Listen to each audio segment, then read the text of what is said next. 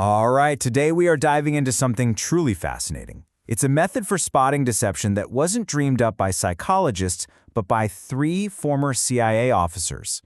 This is the actual system they used in the field to catch spies and criminals, but it's been adapted so we can all use it.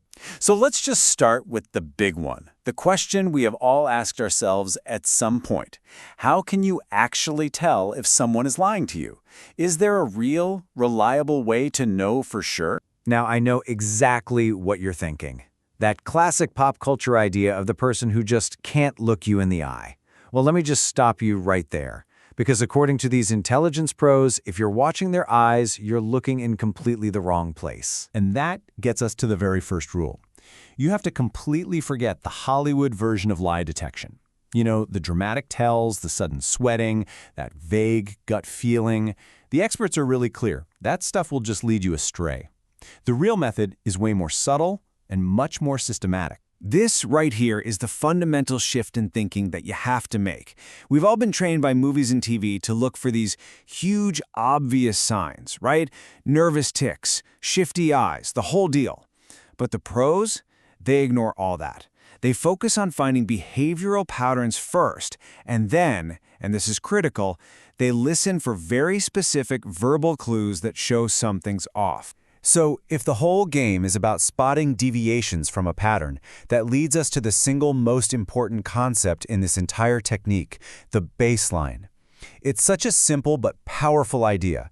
You just can't spot what's abnormal until you know what's normal for that person. So what exactly is a baseline? Well, it's just how someone acts, speaks, and gestures when they're totally relaxed and telling the truth. You can think of it as their default setting. So your first job, before anything else, is to figure out what that is. And this is the absolute key. A single action, like somebody touching their nose or fidgeting, means nothing by itself. The real signal, the thing you're looking for, is the change. It's like a sudden blip on a heart monitor. It's that deviation from the normal rhythm that gets your attention. That shift is the tell. Okay, so how do you actually spot these deviations in the wild? Well, it comes down to a really simple active technique that's easy to remember: ask, pause, and observe.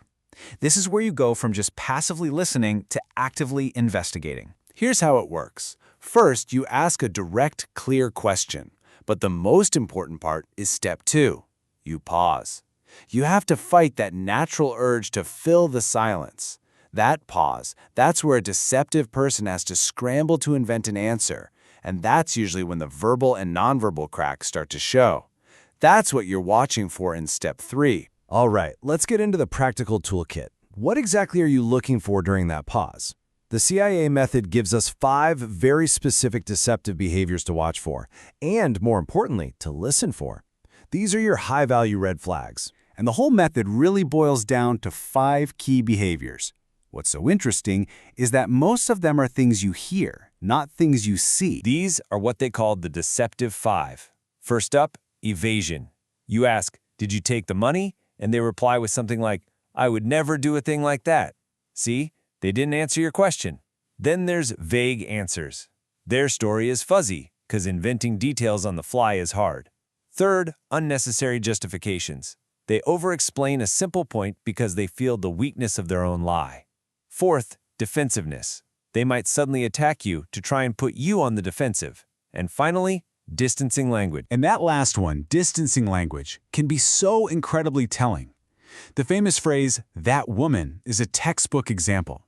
By not using a person's name, the speaker is creating this psychological gap between themselves and the topic.